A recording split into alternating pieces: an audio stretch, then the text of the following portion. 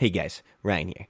In today's video, I'm going to statistically prove to you how the C58, the new AR that just came out, is the best AR in the entire game for almost everything. In the close range, in the long range. In whatever competitor you have in mind, at about a minute 20, a minute 30, when I go over that time to kill chart, you're going to be proven wrong with the stats. And I'm talking the feel of the gun is amazing. Just watch this gameplay in the background. Watch me shred kids up close from afar. Watch me be able to move with it. And I only have this thing level 26 in this gameplay. I'm going to give you guys 3 builds in this video. A sniper support build, a long range build, and an overall mixture, just mid-range build that's just really, really good. I'm going to give you all 3 because this gun is so good and so versatile. You can use it almost in whatever way you would like. It has the time to kill of about the Modern Warfare MP5 and Bullfrog up close, while in the long range, it beats essentially every AR in the game. So that's what we're going to be going over in this video. If you want to find the builds, you can look below down in the comments, but I'm also going to be going over them in the video.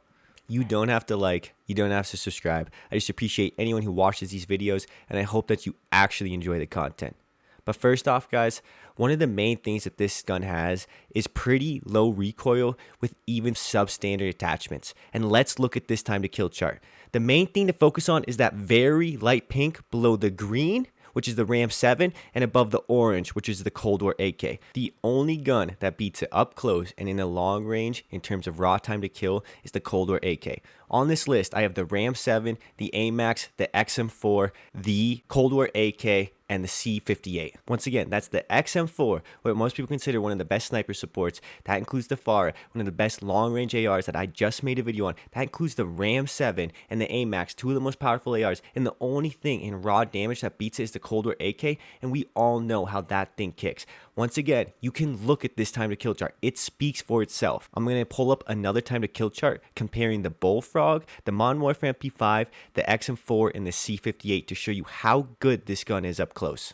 So in order of fastest killing to slowest killing, the Modern Warfare MP5 is the light blue, the fastest. The C58 is the second fastest in orange. The Bullfrog is in purple, which is the third fastest. And last but not least, obviously, is the XM4. So as you can see, this gun is able to compete with the Modern Warfare MP5, the Bullfrog, the likes of those SMGs up close, but it can literally beat all of the ARs I listed earlier in the long range. I know I've already said that, but you can see the raw stats and why I'm saying that. But the other thing that I always go into is the feel of the gun. How does it feel? As you can see from this gameplay, I do not even have it fully leveled up with the optimal builds that I would like, but this thing absolutely shreds. Now, somewhere along the line, there has to be a couple drawbacks. And I think for what most people that's going to be, it has a little hefty recoil. It's not that insane because of the way the new Cold War barrels work. But I think if those ever get nerfed, this could have a little heftier recoil, which is still going to make it amazing. But it has somewhat lackluster iron sights. They're not terrible, but they're not really great.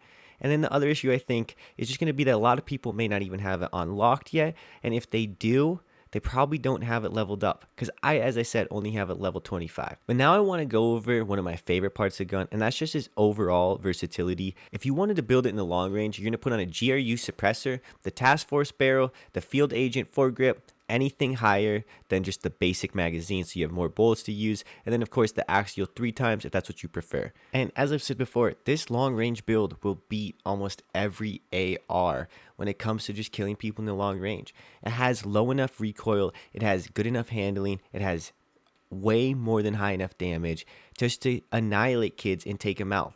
I would honestly use this over almost anything in the game right now. I love the Cold War AK, and I find the recoil is really not that bad between 40 and 75 meters. And there's a lot of times where the recoil is even too much for me.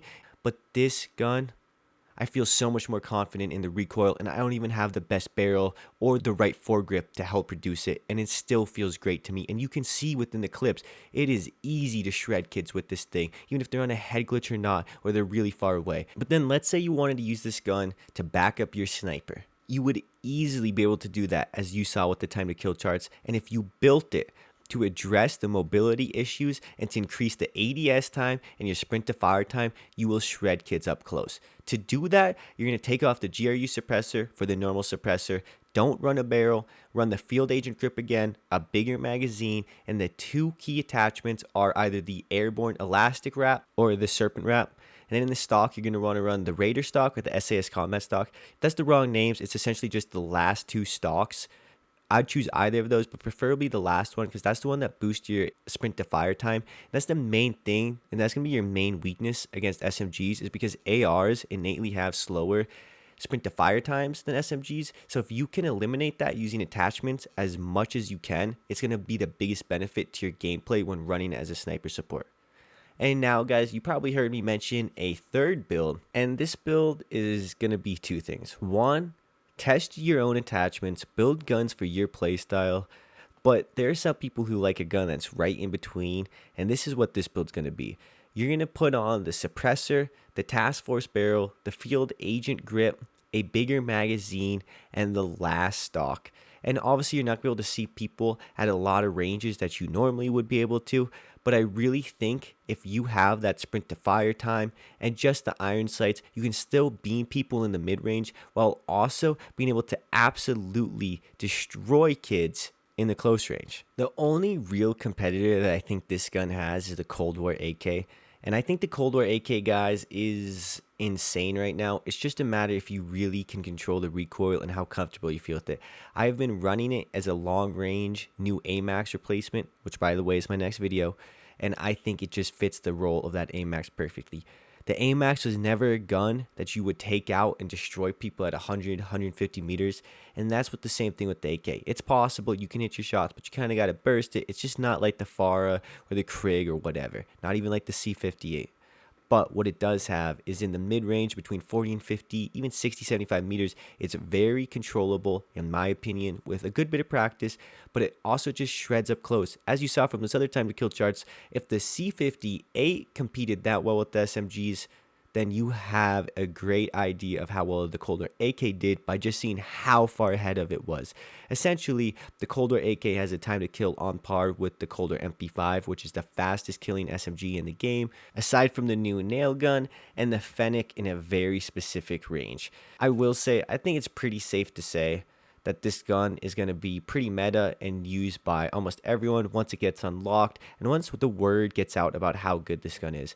I'm really surprised people aren't hyping it up, that it isn't just going around everywhere, because I'm looking at these stats. I use this gun, I'm feeling it, and I am telling you guys, this thing is a beast. I think the low fire rate may hinder some people if you miss a couple shots, but it's just kind of like the AMAX and AK-47, where it's okay. Because if you're accurate, which it's easy to be with this gun, you're going to hit the shots, you're going to destroy them. The damage is okay. The rate of fire is not like the nail gun where if you miss one or two shots, you're just dead in the water.